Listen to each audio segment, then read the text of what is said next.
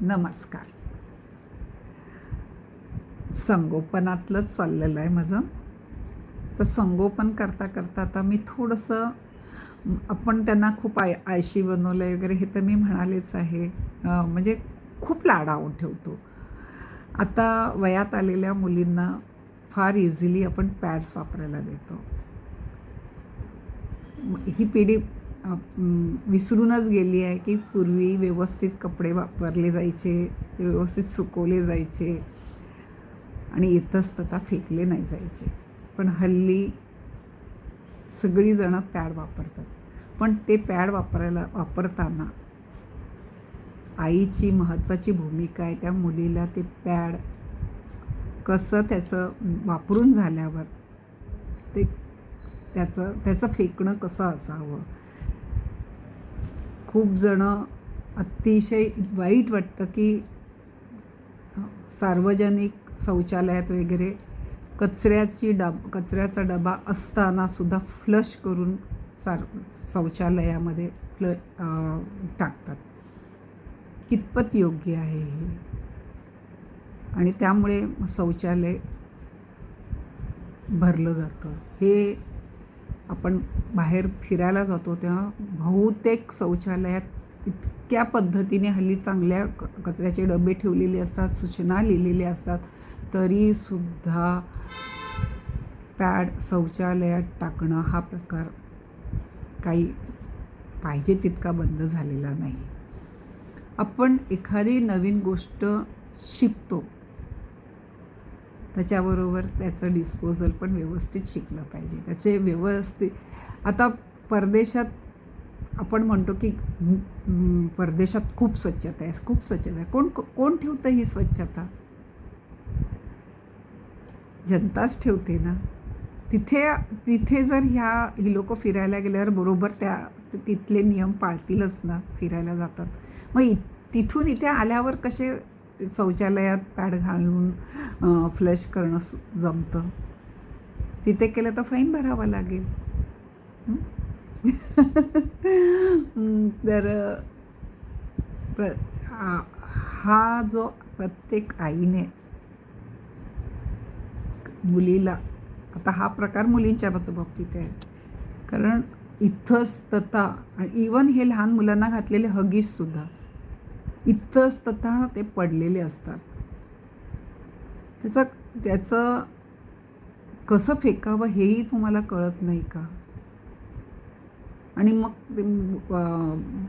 त्यात ते कुत्री मांजरी ओढून आणून मध्येच रस्त्यावर ठेवणं हा प्रकार तर अति झालेला आहे.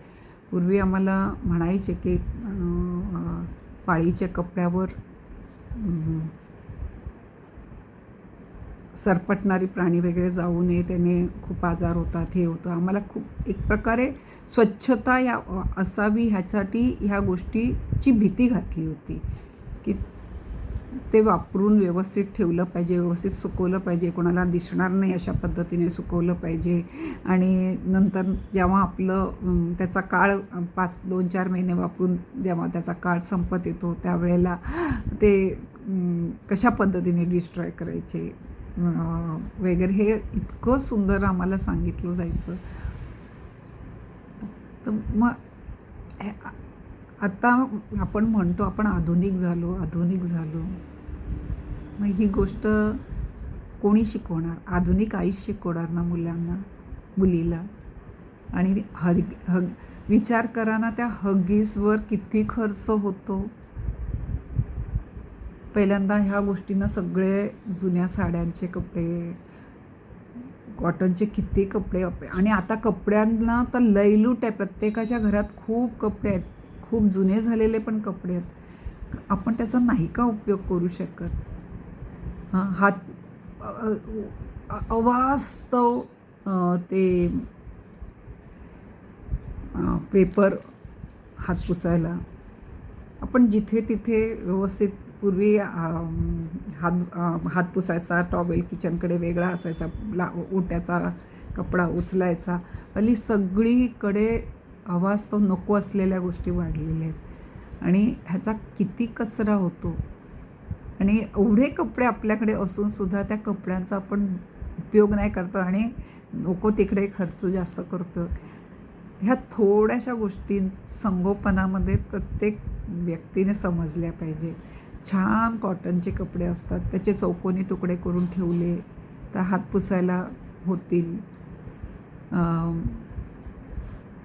पेपर नॅपकिन वापरण्यापेक्षा असली नॅपकिन यूज अँड थ्रोच करा ना तुम्हाला अगदीच वाटतं तर. किती कॉटन एका साडीतून किती होतात नॅपकिन सांगा मला. सहज हातशिलाईने मारले तर किंवा एखाद्या टेलरकडे गेलात आणि त्यांना एक हे मारून घेतले तरी तुम्हाला त्याचे किती आणि थोड्यांदा 2-4दा वापरून मग फेकून द्या तुम्ही ते. बघा म्हणजे मला असं वाटतं की आपण कचरा जेव्हा आपल्याला त्याचा व्यवस्थित डिस्ट्रॉय करता येत नाही तर तो करण्याचा आपल्याला हक्क नाही. नाहीतर मग तुम्ही व्यवस्थित ते डिस्ट्रॉय करायची पद्धतही शिका. बघा पटत असेल तर ठीक, नाही पटलं तर मी सांगण्यापलीकडे करू शकत नाही. खूप वाईट वाटतं इथे तिथे जाताना रस्त्यावर नुसते घाण बघून सुद्धा वाईट वाटतं. आणि ही घाण आपणच करतो, आपणच जनता करतो. उगाचच सरकारला तिथे दोष देण्यात अर्थ नसतो. आणि जेव्हा आपल्याला आपल्या घाणीचे त्रास होतो तर शौचालय साफ करणाऱ्याला वगैरे किती घाण वाटेल ते आतमध्ये अडकलेलं काढायला. ह्याचा प्रत्येकाने विचार करून वापरावं. आणि त्याच्यावर खूप सोपे उपाय आपण अनेक वर्षापासून भारतीय वापरत आलेलो होतो. थोडासा विचार करून आपण चांगल्या सवयी लावून घेतल्या. घरी असताना तरी पॅडपेक्षा म्हणजे ते डिस्ट्रॉयबल पॅडपेक्षा हल्ली छान रियुजेबल पॅडसुद्धा मार्केटमध्ये खूप छान मिळतात. आणि मी आनंदवनला गेले होते तिथे तर त्याचा खूप छान हे आहे, क्वालिटी पण खूप चांगली आहे. असल्या प्रकारचे आणून वर्षाला 5 जर तसले पॅड आणून ठेवले आणि ते यूज केले तर आपला हा कचरा नको तिथे टाकायचा हा प्रकारही बंद होईल. मुलांना how to use it, how to हे करणं हेही होईल असं मला वाटतं. आणि आनंदवनसारख्या चांगल्या संस्थेला त्याचा निधीचा उपयोगही होईल. पटत असेल पटावं अशा पद्धतीने मी सांगायचा प्रयत्न करते. तुम्ही माझं ऐकताय त्याबद्दल मी खूप आभारी आहे.